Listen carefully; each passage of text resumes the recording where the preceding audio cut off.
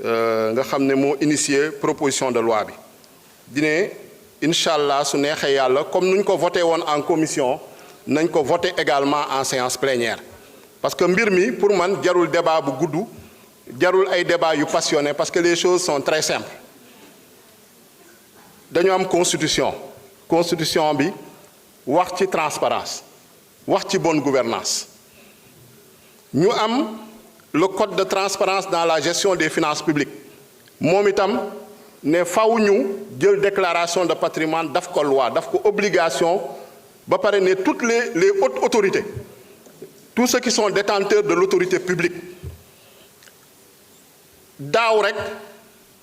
en 2025 le gouvernement à travers le ministre de la justice garde des Sceaux tey moo fi toog c'est vrai que keneen la woon mais c'est la même institution ñoo fi ñëw indi le projet de loi sur la déclaration des patrimoines article 1er wax ci les personnes mentionnées à l'article 2 de la présente loi doivent dans les 3 mois qui suivent leur nomination ou leur élection formuler une déclaration certifiée sur l'honneur exact et sincère de leur situation patrimoniale etc. ba pare lu ci ëpp solo mooy l'alinéa 2 de cet article 1er ñun ñoo ko voté te gouvernement bee ko initié président de la République moom moo déposé projet de loi bi alinéa 2 ne la même obligation est applicable dans les 3 mois qui suivent la cessation des fonctions la même obligation est applicable dans les 3 mois qui suivent la cessation des fonctions mooy maanaam loi sur la déclaration des patrimoines ba nga xam ne jamono ji OFNAC moo ko géré di publier ñu déposé wul di ci féliciter quand même Assemblée nationale parce que vraiment am na ci un respect quasi total de ñoo xam ne c'est les assujettis au niveau de l'Assemblée nationale en commençant par le président de l'Assemblée nationale et tous les membres du bureau qui se sont acquittés sauf suñu benn collègue ñu koy ñaan mu dem nga xam ne boor bële la bokk ñu koy ñaan mu dem complété ji incha allah mu dem déposer mais lu ci ëpp solo mooy maanaam ñëpp muy ay chef magistrat yi même préfet yi gouverneur préfet sous-préfet dañ ko ne da nga war a déclarer sa patrimoine su sa fonction yee jeexee dans les 3 mois qui suivent la cessation de ces fonctions nga ñëw déclarer waat mais ñun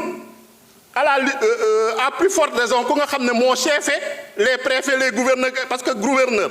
il représente le président de la République et les ministres le préfet représente le président de la République et les ministres dans son arrondissement dans son département le sous-préfet pareil tey ñu ñëw suñu collègue Amadou Ba ñëw ne léegi loolu anomalie la parce que mënuñoo laaj sous-préfet dara te laaj ñu ko président de la République loolu nañu dugal ci proposition de loi bi singali wuñu kenn personnalisé wuñu kenn mais ñëpp war nañu xam ne lii lu jaadu la looy laaj sous-préfet nag war nga am sañ-sañ laaj ko président de la République loolu moo nekk dans la proposition de loi ñu ñëw gouvernement bi indi amendement parce que gouvernement ba damay rappeler proposition de loi constitutionnelle dañu accusé woon ni dañoo bëgg a suufeel président de la République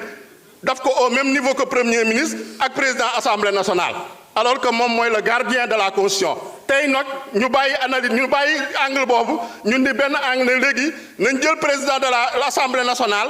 ak premier ministre daf leen même obligation que président de la République raisonnement bi tey angle bi daa changé ñu nangul leen ko ne dañuy adopté nañ ko donc coow waratul am lan moo des ñun député yi incha allah nañ ko adopté au 3/5e président de la République promulgué ko loi bi jàll entrée en vigueur jarul tey ay référendum yoo xam ne ay milliards lay coûter donc pour man les choses sont très simples te incha allah su neexee yàlla groupe parlementaire Pastef les Patriotes dina adopter cette loi au 3/5e ñuy ñaan nag monsieur le ministre le président de la République promulgué ko parce que la balle est dans son camp tout le reste je pense que jaru ko c'est de la diversion et nous on reste focus sur le mandat des Sénégalais qui nous ont donné pour la transparence pour la bonne gouvernance et la reddition des comptes. Je vous remercie. Merci. La liste des orateurs étant épuisée, je vais inviter notre collègue Amadou Ba, auteur de la proposition de loi, pour 30 minutes